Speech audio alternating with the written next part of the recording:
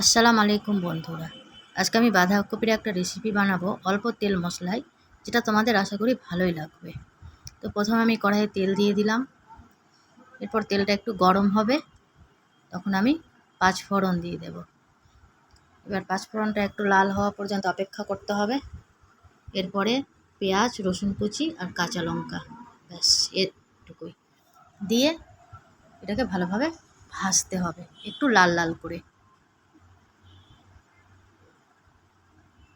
লাল লাল করে ভাজা হয়ে গেছে। এবারে আমি একটা আলু কেটে রেখেছি, আলুটা দিয়ে দেব। সেটাকেও লাল লাল করে ভাজতে হবে, ভালোভাবে কষিয়ে নিতে হবে।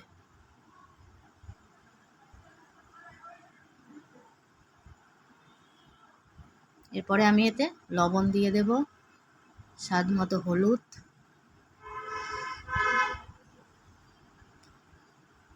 এবার এটাকে ভালোভাবে মিলিয়ে নেব।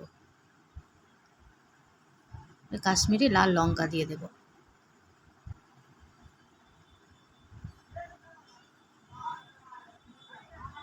এবার এটাকে একটু ভালোভাবে ভাজতে হবে।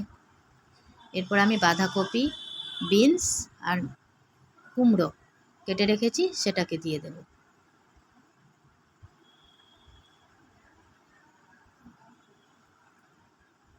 এবার এটাকে ভালোভাবে ভাজতে হবে।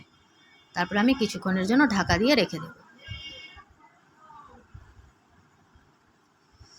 ঢাকনাটা খুলে আবার আমি একটু নেড়ে দেব।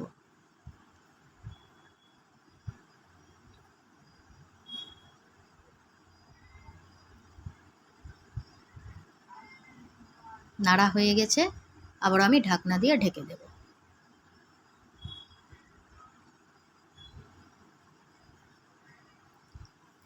আবার আমি কিছুক্ষণ পরে ঢাকনাটা খুলে নেড়ে দিলাম। এবারে ভাজাটা আমার হয়ে গেছে। শুকনো জিরে ধনের ভাজা গুঁড়ো দিয়ে দিলাম, দিয়ে এটাকে ভালোভাবে আবারও নেড়ে দিতে হবে।